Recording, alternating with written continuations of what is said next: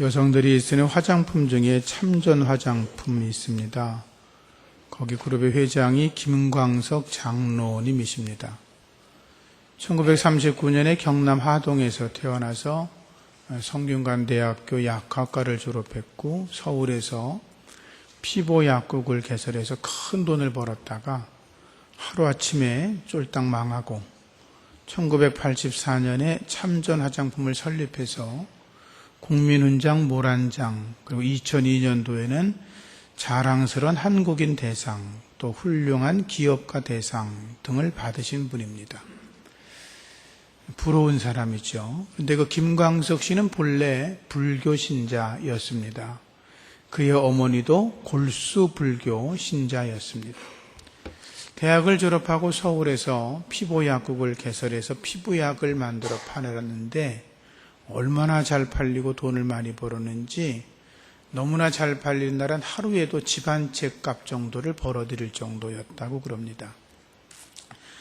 그렇게 벌어들인 돈으로 그가 한 일은 뭐냐 하면 불교 사찰을 여러 개 지어드리고 그리고 이제 예수 잘 믿는 기독교인들을 개종을 시켜가지고 불교로 데려가는 그런 일들을 했던 사람이었습니다. 근데 그러다가 1979년 가을에 보건관리법 위반이라고 하는 죄로 8억 3천만 원이나 되는 돈을 벌금으로 맞게 되었습니다. 지금은 한 100억 정도가 되는 돈이라고 그럽니다. 감당이 안 되니까 도망을 가기 시작했습니다. 경남 양산에 있는 절로 숨어 들어가서 거기서 몇 달 동안 피해 살고 있는데 그 절에서 여기저기 방으로 옮겨 다니면 사람들에게 안 보여져야 되니까 숨어 다니다가 어느 방에 들어가서 이렇게 쉬고 있는데 구석에 신문이 있더랍니다. 그래서 웬 신문인가 하고 이렇게 읽어보니까 거기 타이틀 기사가 무허가 약사 벌금 8억에 원 선고 이렇게 큰 자막으로 나왔다는 거예요. 그래서 글을 보다가 아유 어느 멍청한 놈이 나처럼 잘못해가지고 이렇게 벌을 받는구나 라고 그 기사를 읽어보니까 자기 이야기더랍니다. 그래서 거기서 김광석 씨가 이상한 생각을 했습니다. 이상하다 이거.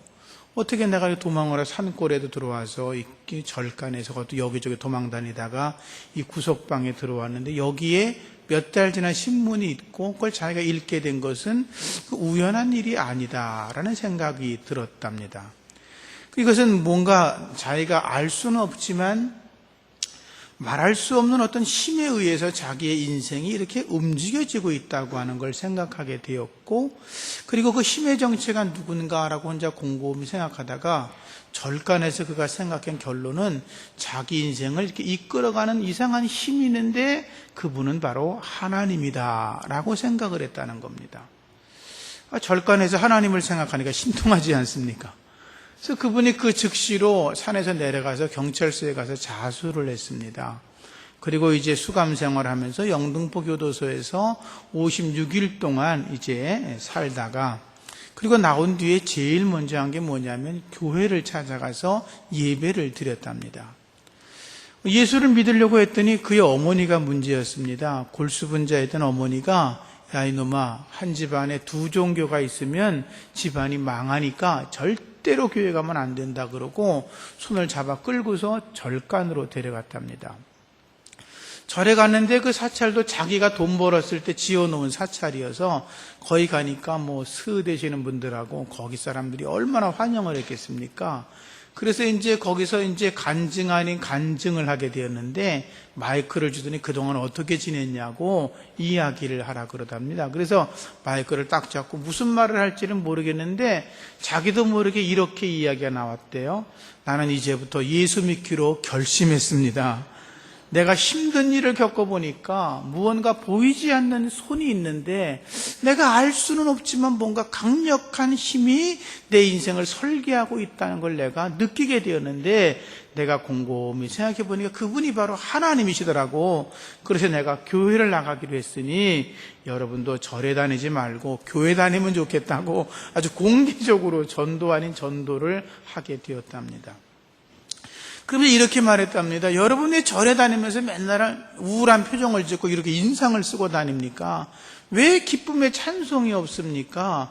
부처는 신이 아니고 부처에게 빈다고 여러분의 인생이 달라질 게 하나도 없으니까 이제부터 나는 교회 다녀서 하나님을 믿을 거니 여러분들도 알아서 하시라고 그렇게 이야기를 했다고 그럽니다. 그렇게 이제 어렵사리 교회를 다니다가 1984년에 꿈속에서 하나님을 만났답니다. 하나님께서 이렇게 말씀하셨다 그래요. 그동안 많이 힘들었지. 이제부터는 내가 너의 양식을 재리라 그랬다는 거예요. 이렇게 점점 이렇게 쌓아준다 그런 표현이겠죠. 하나님을 체험하고 나서 김광석 씨는 하나님 그럼 이제 제 시련이 끝난 겁니까? 그럼 이제부터 제 삶을 좀 형통하게 도와주세요 라고 기도를 했는데 8억이 넘는 빚 때문에 한 날도 제대로 잠을 잡은 적이 없는데 이상하게 그날부터 잠이 그렇게 잘 오더랍니다. 너무나 좋았지요. 그리고 그해 1984년에 참전 화장품 회사를 차리고 이제 사업을 시작했는데 제품은 굉장히 좋았는데 물건만 좋으면 뭐예요? 팔로가 있어야지. 그 물건에 비해서 물건이 제대로 팔리지를 않아서 많은 고전을 경험했다 그럽니다.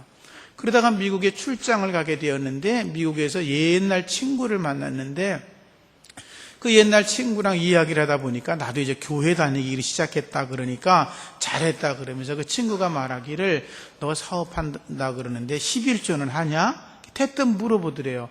뭐 친구만 한다고 11조 하냐고 안 물어보잖아요. 우리가 잘 11조 하냐고 물어보니까 아니 안 하고 있다고 그랬더니 사업하는 사람 복 받으려면 11조를 해야지.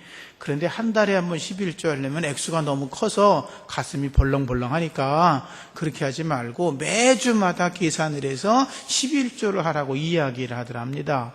그래서 그가 마음속에 그래?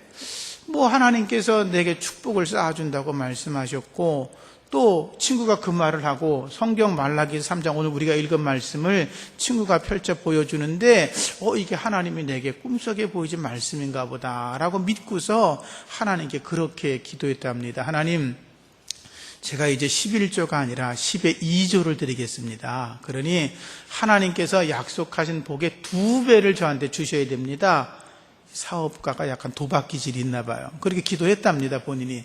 그래서 이제 매주 11조를 이렇게 2주, 3주 드리는데 아무런 변화가 없다가 마지막 넷째 주에 11조를 드리는데 갑자기 매출액이 얼마나 많이 주문이 들어왔는지 8배가 늘어났답니다. 그래서 그 이후로 그가 많은 물질의 축복을 받았고 그의 책을 보면 1989년에 벌금 8억 원 되는 돈을 한 번에 갚았다고 그래요.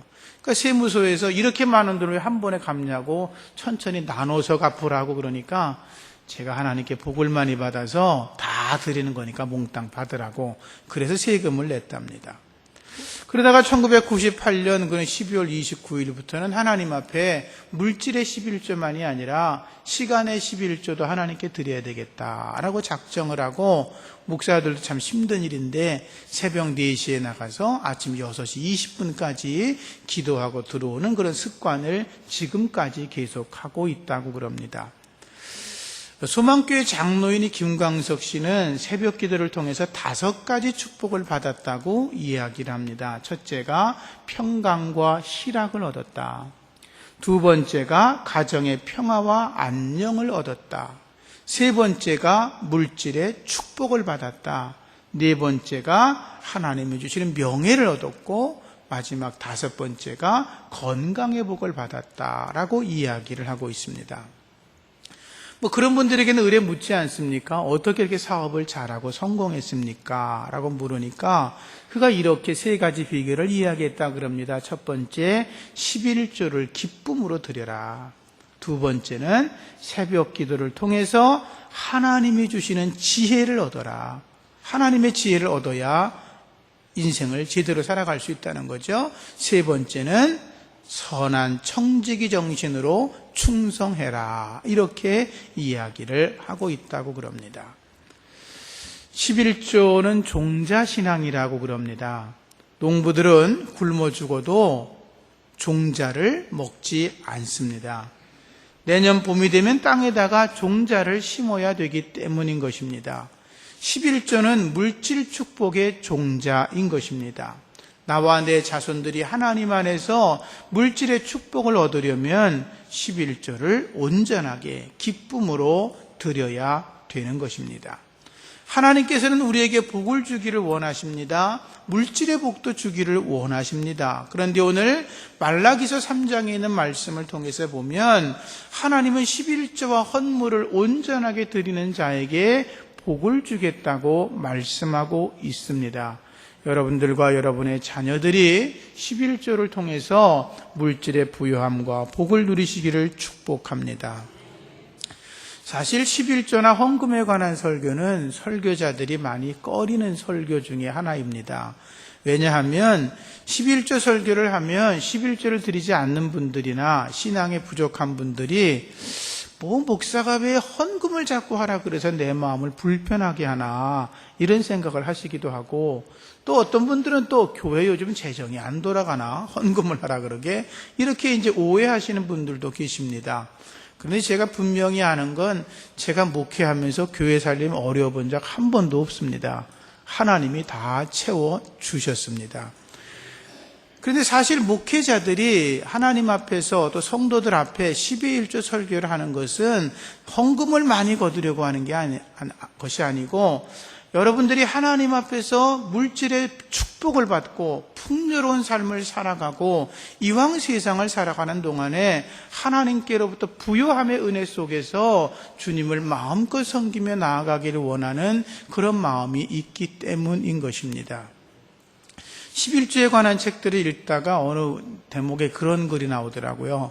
어느 목사님이 이렇게 미국을 이렇게 전도 여행을 다니시다가 집회를 다니거나 이런 걸 하시다가 거기서 이런 일을 했으면 좋겠다. 미국 유학생들을 위해서 $100만 모금했으면 좋겠다. 그런 생각이 드는데 번뜩 생각나기를 교회에 어느 집사님이 생각나더라는 거예요. 그래서 한국에 돌아와서 그 집사님한테, 집사님 사실 제가 미국 갔더니 이번에 이러이러 일들을 받고 미국의 유학생들을 위해서 누군가가 이렇게 $100만 헌금을 했으면 하는데 집사님이 생각납니다. 그랬더니 그분이 그거요? 그럼 제가 하지요? 그러더라는 거예요.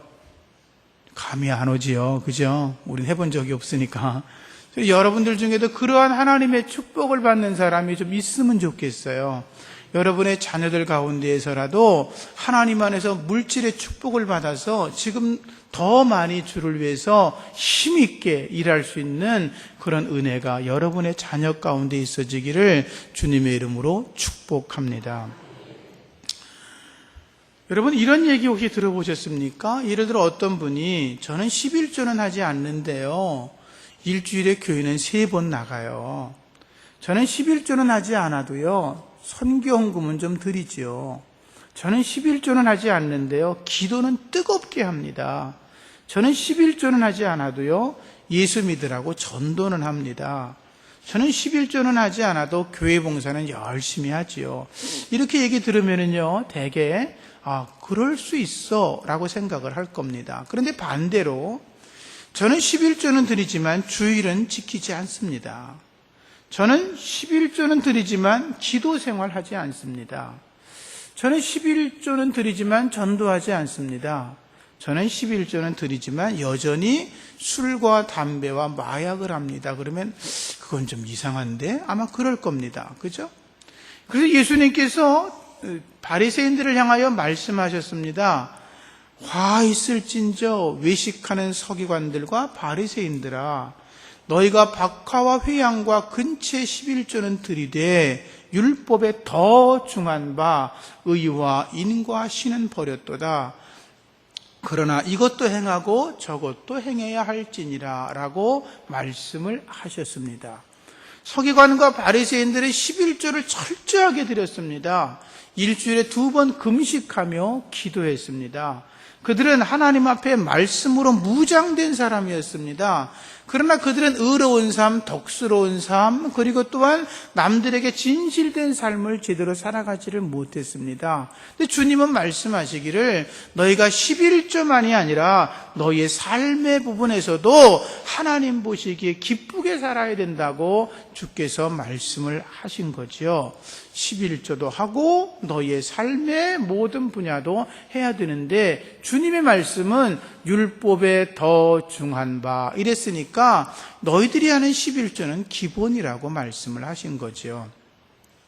흔히 11조를 제2의 회심이라고 그럽니다. 저와 여러분들이 예수 믿고 구원 받았지요. 죄를 회개하고 회심해서 구원의 은혜를 얻었어요. 그 구원의 은혜를 얻었기 때문에 새 생명을 입었어요. 저와 여러분들은 새로운 피조물이에요. 그렇게 믿으시지요? 그래요. 그건 우리가 처음 회심하는 겁니다. 하나님 앞에 내가 구원받은 게 얼마나 감사해요. 그래서 그 감사 때문에 하나님을 예배하는 것 아닙니까?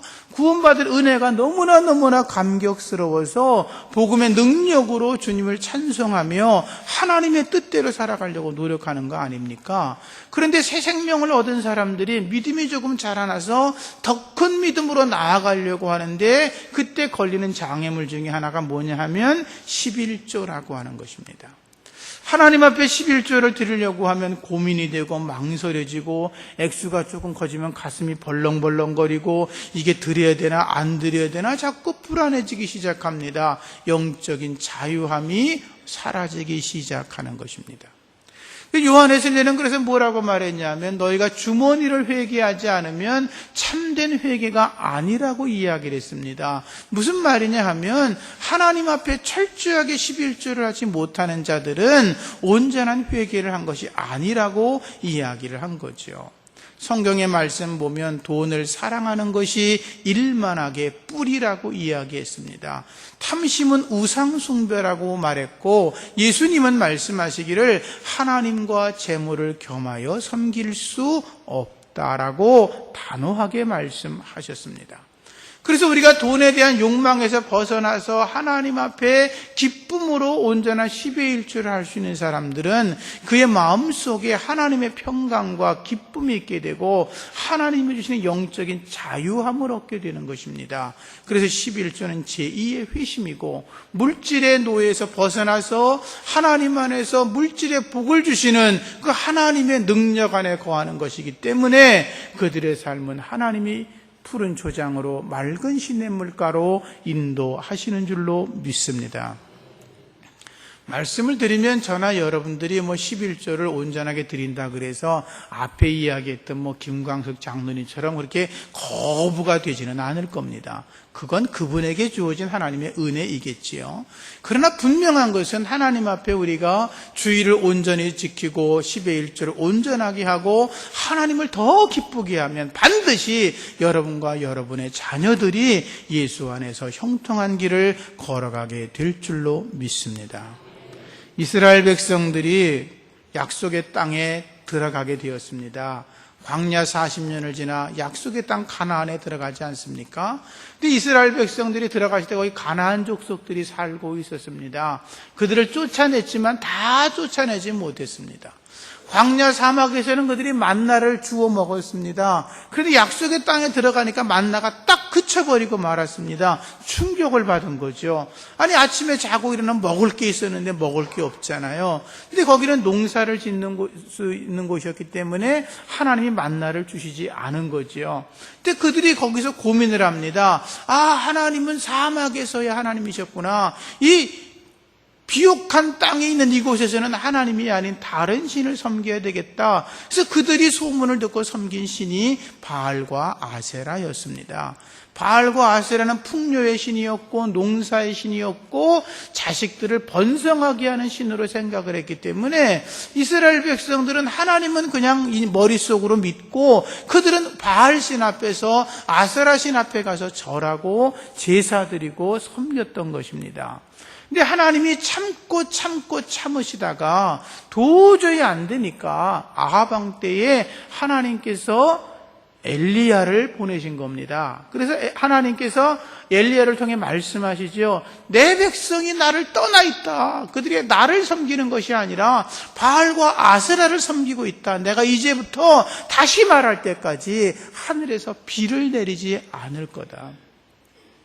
그들은 바알과 아세라 신이 농사의 신이었기 때문에 농사를 잘 되게 할 거라고 생각을 했죠. 그런데 하나님이 하늘문을 닫아버리셨는데 어떻게 비가 내릴 수가 있겠어요? 한 방울도 비가 내리지 않았습니다. 땅은 전부 다 말라버렸고 농사를 하면 곡물들이 말라 비틀어져 죽어버리고 말았습니다. 엄청난 재앙이 일어난 거죠. 그때 엘리야가 다시 나타나서 말한 것입니다. 하나님 말씀하시기를 바알과 아세라 선지자들을 전부 다 갈멜산으로 데리고 와라. 거기서 영적인 싸움을 하지 않습니까?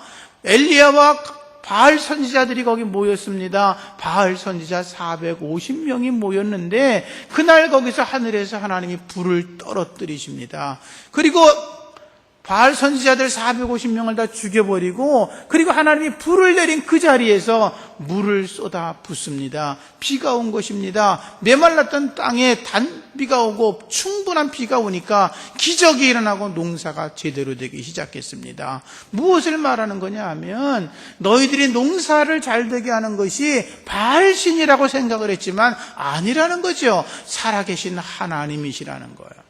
너희의 자식들이 잘 되는 것이 우상을 섬기면 되는 건 줄 알지만 그게 아니라 하나님이시라는 거죠. 너희가 풍요로워지고 물질의 축복을 받는 근거가 세상의 여러 가지 방법과 수단인 줄 알지만 그게 아니라 하나님이 복을 주셔야 가능하다고 하나님은 말씀하고 계시는 거예요. 복의 근원은 여호와 하나님이신 줄로 믿습니다. 이 땅에서 우리가 예수 믿고 구원받게 하고 새 생명을 얻은 우리가 이 땅을 살아가면서 필요한 게 있잖아요. 그 모든 니드, 필요한 것들을 채우시는 분이 하나님이신 줄로 믿습니다. 특히 하나님은 물질에 관한 부분은 11조와 헌물을 통해서 넘치도록 주신다고 약속하셨으니까 그 약속을 믿고 나아가시다가 하나님의 부요함에 이르시기를 축복합니다. 미국의 일리노이주의 스프링필드에서 살던 가난한 사람 제임스 밀버라고 하는 분이 있습니다. 근데 그분은 남들이 부러워할 정도의 사업가로 자라나게 되었습니다. 보험회사를 다니다가 이제 사업가가 되었는데, 그런데 그를 만났던 어느 목사님이 물었습니다. 아이고, 우리 선생님은 우리식으로 말하면 장로님은 어떻게 그런 복을 받았습니까? 라고 물었겠죠. 그러니까 그분이 이렇게 말했습니다. 저는 사무엘서 2장 30절을 읽다가 은혜를 받았습니다. 거기 말씀 보면 이렇습니다. 나를 존중히 여기는 자는 내가 존중히 여기고 나를 멸시하는 자를 내가 멸시한다. 이런 말씀이 기록되어 있어요. 그 말씀을 내가 읽다 보니까 내가 하나님을 존중히 여기면 하나님이 나를 존중히 여겨주겠구나 라고 생각을 했고, 그때 자기는 특별히 버는 돈이 없었는데 하나님이 내게 은혜를 주시고 내가 존중히 여기면서 하나님께 11조를 드려야 되겠다라고 스스로 하나님과 계약을 했다는 것입니다. 근데 그렇게 했을 때는 처음에는 아무 수익이 없었지만 믿음으로 자기가 하나님 앞에 온전히 믿음으로 행하니까 하나님이 자기에게 지혜를 주시더랍니다. 여러분, 지혜가 있어야 세상에 움직이는 것을 볼 수가 있고 지혜가 있어야 돈도 버는 거예요. 그죠? 지혜를 주시더랍니다. 근데 그 지혜를 주시는 대로 행했더니 자기도 모르게 일이 형통하게 되고 잘 되더랍니다. 그래서 많은 물질의 축복을 받았고 그 많은 물질의 축복을 가지고 목회자들과 선교사들이 하는 사역의 뒤에 후원하는 일을 지금 하고 있다고 이야기를 했습니다. 그는 이렇게 말했습니다. 내가 무슨 초고급 승용차를 타고 다닐 만큼 그런 부자는 아니지만 내가 하나님 앞에 11조를 통해서 지금과 같은 넉넉하고 부유한 삶을 사는 것은 틀림이 없다고 그렇게 간증을 하였습니다. 사랑하는 성도님들, 우리가 주일을 하나님 앞에 거룩하게 구별해서 주일을 지키는 것이 옳은 것처럼 11조도 하나님께서 거룩하게 구별하신 것이기 때문에 이것을 온전히 구별해서 하나님께 드려져야 우리의 믿음이 선한 정직의 믿음이 되고 하나님이 그러한 자들에게 복을 내려 주시는 줄로 믿습니다. 창세기 14장 말씀 보면 아브라함이 조카 롯을 구출해 옵니다. 그리고 나서 많은 전리품을 가지고 내려오다가 살레망 멜기세덱을 만납니다. 멜기세덱은 예수님을 예표하는 자라고 히브리서에 기록하고 있습니다.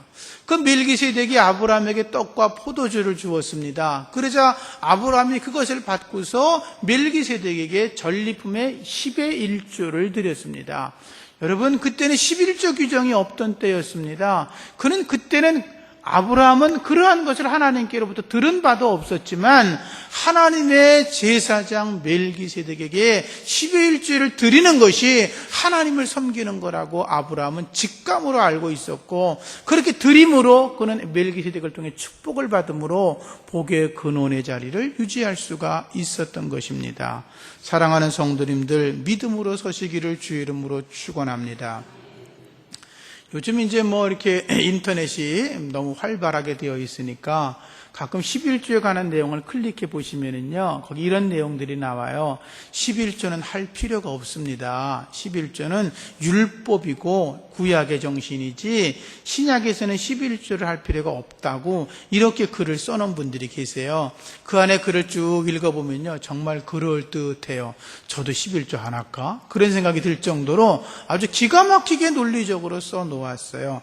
그런데 여러분, 11조를 율법이라고 만약에 한다면 여러분들 그 주일을 성수하라는 건 율법 아닙니까? 그렇죠? 11조를 만약에 율법이라고 한다면 우상 숭배하지 말라는 건 율법 아닙니까? 11조가 율법이라고 한다면 부모를 공경하라는 거나 살인하지 말라, 간음하지 말라, 도둑질하지 말라는 말씀과 계명들은 율법 아닙니까? 그러면 구약의 말씀을 지킬 게 뭐가 있습니까? 하나도 안 하면 됐죠. 우리가 분명히 알아야 될 것은 하나님의 은혜 안에 있는 사람들은, 참된 믿음으로 살아가는 사람들은 하지 말라고 해도 저절로 한다는 것입니다. 그래서 야고보 기자가 뭐라 그럽니까? 행함이 없는 믿음은 죽은 거라, 이렇게 말하고 있는 것입니다. 그러니까 이 말을 조금 더 이렇게 풀어서 이야기하면 주의를 지키지 않는 신앙은 죽은 신앙이다, 그 말인 것입니다. 도둑질하는 믿음은 죽은 믿음이라는 것입니다. 간음하는 믿음은 죽은 믿음이다. 그리고 살인하는 믿음은 죽은 믿음이다. 부모를 공경하지 않는 믿음은 죽은 신앙이다. 11조를 하지 않는 신앙도 죽은 신앙이다. 맞죠? 행함이 없는 믿음은 죽은 것입니다. 우리가 하나님 안에서 믿음대로 살아가시고 성령 충만하셔서 말씀 안에 서고 주의 복을 받는 저와 여러분이기를 주님의 이름으로 축복합니다. 어떤 분은 그렇게 말씀하는 분도 계십니다. 나는 빚을 진 것이 많아서 빚을 갚기 전에는 11조를 드릴 수가 없어 라는 분이 계십니다. 물론 그 말이 틀린 건 아니죠. 그런데 그런 분들은 평생 11조를 한 번도 아마 드려보지 못할 겁니다. 그리고 하나님이 주시는 물질의 축복은 받을 수 없을 것입니다. 하이디라고 하는 사람이 있습니다. 미국의 대공황 때에 사업이 쫄딱 망했습니다. 하루아침에 알거지가 됐습니다. 그 당시에 10만 달러의 빚이 있었다고 하니까 어마어마한 돈입니다. 다시는 일어설 수 없는 지경에 이르는데 그가 우리식으로 말하면 기도원 같은 데 가서 기도하기 시작했습니다. 기도하다 보니까 마음속에 깨달은 것이 하나 있었는데 그게 뭐냐 하면 자기가 지금 빚더미에 앉아서 수많은 사람들이 자기한테 돈 내놓으라고 이야기하고 있는데 1순위가 누구냐면 하나님이라는 걸 생각하게 되었습니다. 왜냐하면 하나님 앞에 11조를 한 번도 안 드려봤기 때문에 내가 망한 거는 당연하고 내가 하나님 앞에 11조를 드려 이거 회복을 해야 되겠다는 생각을 하게 되었습니다. 그래서 그가 기도하기를 하나님 저에게 한 번만 더 기회를 주시면 제가 하나님 앞에 온전하게 11조를 드리고 주님의 뜻대로 살겠다고 고백을 했습니다. 그런데 어느 친구가 우연히 어느 날 자기를 만나더니 이런 약을 만들어 보라고 이야기를 했습니다. 그래서 자기가 이렇게 보니까 뭐 만들 수 있을 것 같아요. 그래서 어떻게 회사를 차려서 공장을 만들어서 약을 만들었는데 그게 뭐냐 하면 여러분이 한 번쯤은 다 써보신 안티프라민 멘소레담이었습니다. 그 약을 만들어 파는데 얼마나 잘 팔리는지 망했던 사업이 막 일어나고 세계적인 부자가 되기 시작했습니다. 돈을 너무나 많이 버니까 그분이 자기 소득의 10의 1조를 처음에 드리다가 그 다음에 10의 2조를 드리고 10의 5조를 드리고 10의 9조까지 드렸다 그럽니다. 상상이 됩니까? 그런데 나중에는 자기가 10의 1만을 가지고 사용을 하는데 그것도 너무 돈이 많아서 그 돈을 가지고 자기가 쓸 수 있는 최소한의 돈만을 쓰고 나머지 돈으로는 회사의 직원들의 복리와 복지, 후생을 위해서 썼다는 기록이 남아 있습니다. 그가 1935년에 세상을 떠났는데 자기가 죽을 때 회사에 있던 자기의 모든 지분을 교회에다가 다 기증했다고 그럽니다. 그리고 훗날 이제 그 글을 계속 읽으면 그의 아들들이 아버지의 그 뜻과 그 기업을 물려받으려고 다시 그것을 자식들이 이제 돈을 주고 사왔다는 그런 기록도 있긴 하더라고요. 11조를 통해서 전설적인 축복을 받은 사람이지요. 제가 무슨 이렇게 말한다 그래서 저와 여러분들이 11조를 한다고 하이디처럼 앞서 말한 그 사람처럼 무슨 뭐 엄청난 거부가 될 거라고는 생각하지 않습니다. 그러나 우리가 하나님 앞에서 온전한 믿음으로 주님을 섬겨나가면 내 후손 가운데 이러한 자들이 반드시 세워질 줄로 믿습니다. 그런 믿음으로 하나님 앞에 많은 것을 심고 온전한 12조를 심으셔서 축복의 근간을 이루시는 여러분 되시기를 주님의 이름으로 축원합니다. 우리에게는 잘 알려지지 않았지만 유계준 장로님이라는 분이 계십니다. 주기철 목사님이나 조만식 장로님처럼 아주 훌륭하게 하나님을 섬기셨던 분이라고 그럽니다. 근데 그분은 정말 어려운 사람이었고 배움이 부족한 분이었습니다. 대개 뭐 세상에서는 많이 배운 사람, 뭐 높은 자리에 올라간 사람, 이런 사람들은 알려줘도 많이 배우지 못하거나 어렵게 살던 분은 좀 감춰지잖아요, 이렇게. 근데 이 유계진 장로님은 그런 분 중에 한 분이었는데 산에서 나무를 해다가 팔면서 10의 1조를 꼭 했고, 그분은 작은 돈이었지만 목회자를 잘 섬기고 순교자들의 가족들을 돌아보다가 자기도 결국 나중에 순교를 당한 하나님의 사람이었습니다. 근데 그분은 스라에 아들이 6명, 딸이 2명 있었습니다. 옛날에는 왜 낳고 또 낳고 그래도 또 낳고 이렇게 뭐 부지기로 낳지 않았습니까? 저희 부모님은 6을 낳는데 제가 농촌에 가보니까 9명, 10명, 12명 낳으신 분도 있더라고요. 요즘 사람들이 보면 기적이죠, 기적. 그죠? 근데 쌍둥이는 하나도 없더라고요. 그래도 12명 막 낳고 그러죠. 8명 자식을 낳았는데 아들 8명 중에서 5명이 의학 박사고 한 사람은 서울대 법대 학장을 지낸 분이었다 그럽니다. 딸이 2이 있는데 한 사람은 의학 박사고 한 사람은 약학 박사입니다. 그 정도면 괜찮지 않습니까? 우리 중엔 그런 분이 잘 안 보이는데, 그죠? 부럽지 않습니까? 근데 그분의 손자, 손녀들이 108명이라 그럽니다. 근데 그분들이 거의 다 박사고, 뭐 의사고, 교수고, 뭐 그렇다 그럽니다. 대단한 집안 아닙니까? 믿음의 명문가를 이룬 거죠. 저는 우리 교회에 속해 있는 모든 분들이 하나님 안에서 하나님이 주시는 복을 받아서 세상의 복이 아니라 하나님이 주는 복을 받아서 여러분의 자녀들이 하나님도 잘 섬기고 교회도 잘 섬기고 목회자와 선교사들도 잘 섬기고 하나님 안에서 부요함과 축복을 노래하는 하나님의 사람들 되시기를 주의 이름으로 축복합니다. 책 중에 11조의 비밀을 안 부자들, 이런 책이 있습니다. 11조의 비밀을 알았던 록펠러, 그런 책도 있습니다. 아주 뭐 조그만 책들이고 비싸지도 않아요. 필요하면 제가 빌려드릴 테니까 한번 읽어보세요. 그럼 은혜를 받을 거예요. 근데 거기 이제 11조로 복받은 사람 이야기라면 한이 없지요. 무슨 뭐 돈 많이 벌으라고 11조를 이야기하는 건 제가 아니니까. 근데 우리가 하나님 앞에서 온전한 믿음을 가져야 주님이 복을 주신다는 건 틀림이 없지요. 미국에서 아주 콜게이트 치약을 만들어서 아주 큰 기업을 일으켰던 콜게이트라는 사람이 있습니다. 그 콜게이트 치약은 사람의 이름입니다.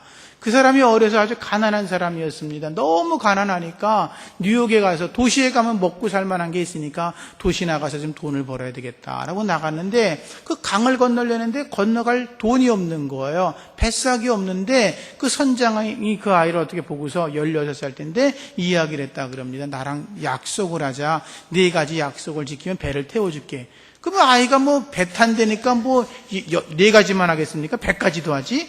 하겠다 그러니까 그랬다는 거예요. 첫째, 너 예수 믿어라. 믿을게요. 2번째, 일요일, 주일날 되면 꼭 교회 가라. 하지요. 3번째, 너 돈을 벌면 반드시 11조 해라. 하겠습니다. 4번째, 마지막인데 너 꼭 교회에 유익한 사람이 되라. 라고 이야기를 했다는 거예요. 그 선장의 말을 듣고 그 아이가 그렇게 계약을 했고 평생 그렇게 살다가 콜게이트 치약을 만들어서 그렇게 유명한 축복의 사람이 되었다는 이야기가 있습니다. 하나님 안에서 여러분들이 정직한 믿음의 사람이 되시고 하나님이 주시는 하나님의 복을 노래할 수 있기를 주님의 이름으로 다시 축복합니다. 마지막으로 R.T. 캔들이라고 하는 사람이 쓴 11조라는 글을 읽으면 아주 재밌는 글이 하나 있습니다. 나는 11조를 하던 그 첫 주에 내 차가 고장이 났다. 결국 나는 11조의 5배에 달하는 돈을 들여 차를 고쳐야 됐다. 나는 11조를 시작한 지 얼마 지나지 않아서 병원에 가게 되었다.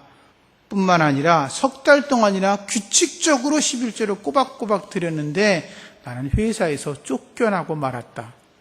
또 그럴 수 있다는 거죠. 그러면서 그가 이야기하기를 나는 그래서 11조에 대해서 많은 고민을 하게 되었다. 해야 되나 말아야 되나. 그렇잖아요. 11조를 하면 누구에게처럼 막 대박이 터져야 되는데 그게 아니라 뭐 차가 망가지고 뭐 병원에 가고 실직당하고 그러니까 내가 쏘곤 거 아닌가 그런 생각이 들 거 아니에요. 근데 그의 글을 계속 읽으면 이렇게 나와 있어요. 미국 속담에 게임이 끝나기 전에는 점수를 계산하지 말라는 그런 속담이 있는데 나는 그 말을 듣고 끝까지 믿음으로 11조를 했다. 그래서 나는 축복의 사람이 되었다. 그런 말이 있어요. 우리식으로 말하면 이런 거지요. 축구 시합을 하고 있어요. 우리가 2대0으로 지고 있어요. 근데 역전할 수도 있잖아요. 경기 끝나기 전에는. 그잖아요? 5분 안에 3골도 들어가는데 뭐 펜싱 경기는 1초도 얼마나 긴지 그죠? 역전도 하고 막 그러잖아요.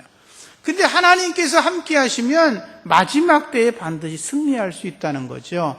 뭐 11조로 축복을 받았다는 사람들이 뭐 한 번도 어려움 없이 시작부터 마침까지 형통한 길만 갔겠습니까? 절대로 그렇지 않습니다. 그들의 전기를 읽어보면 사업도 망하고 뭐 사기도 당하고 뭐 모든 게 잃어버리고 이런 과정들이 있었지만 그들은 그럼에도 불구하고 마지막 때까지 계속감으로 하나님의 축복을 받았던 위대한 하나님의 사람들이었던 거죠. 저와 여러분들이 하나님 안에서 참된 믿음의 사람이 되시기를 축복합니다. 주의를 구별하여 거룩히 지키는 것처럼 11조도 거룩하여 하나님 앞에 온전하게 드리십시오. 하나님이 약속하신 대로 하늘 문을 여시고 하늘 보고를 여셔서 여러분에게 복을 내려 주실 줄로 믿습니다. 여러분의 자녀손들이 하나님 안에서 번성하는 복을 받아서 놀라운 주의 은혜를 노래할 수 있기를 다시 한번 주님의 이름으로 축복합니다. 기도합니다. 하나님 감사합니다. 저희가 주일을 복된 날로 거룩한 날로 알아 하나님 앞에 온전한 예배를 드리는 것처럼 하나님 우리의 삶 속에서 하나님이 허락하시는 10의 1조도 하나님 앞에 복된 것으로 거룩한 것으로 구별하여 하나님 앞에 온전히 드리는 믿음의 백성들 되게 하시고 그리함으로 저와 저들의 자녀와 후손들이 하나님 안에서 참으로 주의 복을 받아서 푸른 풀밭 맑은 시냇물가로 인도함 받으며 형통한 인생을 걸어가고 주님의 나라 위에서 마음껏 일할 수 있는 축복의 종들이 많이 세워지게 하여 주시옵소서. 예수님 이름으로 기도합니다. 아멘.